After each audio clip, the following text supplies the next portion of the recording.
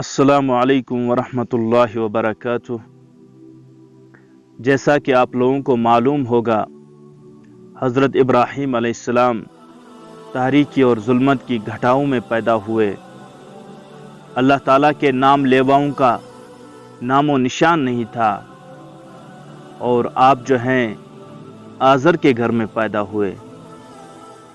بت پرستی کے ماحول میں آپ نے ہوش سنبھالا، اور ہوش سنبھالتے ہی آپ نے اپنے والد کو یہ دعوت دینی شروع کی اور اس بت پرستی کے خلاف جہاد کرنا شروع کیا، اور اپنے والد محترم کو سمجھایا کہ اے میرے والد محترم، آپ اس چیز کی پرستش کیوں کرتے ہیں جو نہ تو نفع پہنچا سکتی ہے اور نہ نقصان پہنچا سکتی ہے۔ آپ کو معلوم ہونا چاہیے کہ مجھے ایک ایسا علم دیا گیا ہے جو آپ کے پاس نہیں ہے، اور آپ میری تقلید کیجئے، انشاءاللہ آپ جو ہے کامیاب ہو جائیں گے۔ اور اگر آپ نے شیطان کی تقلید کی تو مجھے ڈر ہے کہیں آپ اللہ تعالیٰ کے عذاب میں مبتلا نہ ہو جائے۔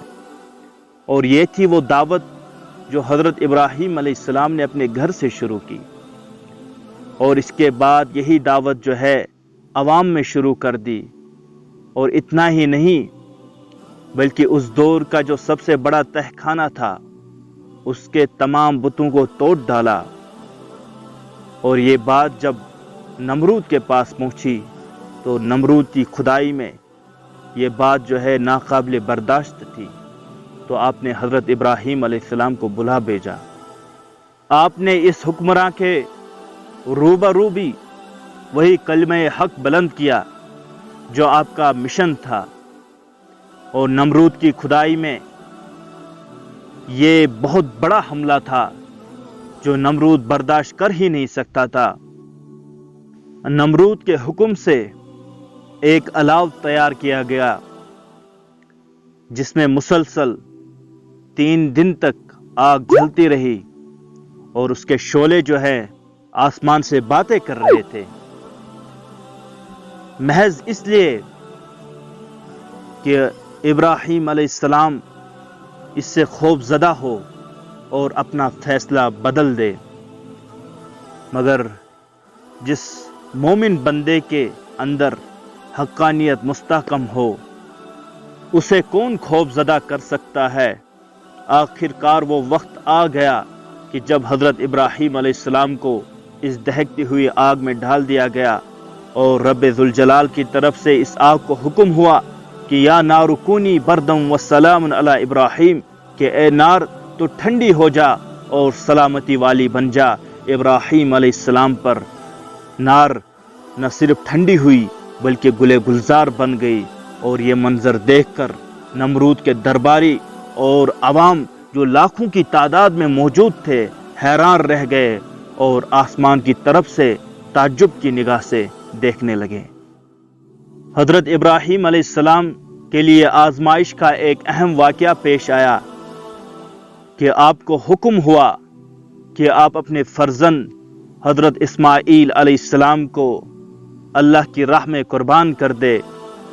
اور جب آپ نے یہ مسلسل 3 دن خواب دیکھا تو آپ نے اس خواب کا اظہار اپنے فرزند حضرت اسماعیل علیہ السلام سے کیا، اور کہا اے میرے بیٹے، کہ میں نے خواب میں دیکھا میں تمہیں ذبح کر رہا ہوں، تمہاری کیا رائے ہے؟ تو دیکھیے حضرت اسماعیل علیہ السلام کا جواب کہ بولا کہ کر گزریے جس کا آپ کو حکم ملا ہے، انشاءاللہ آپ مجھے صابرین میں سے پائیں گے۔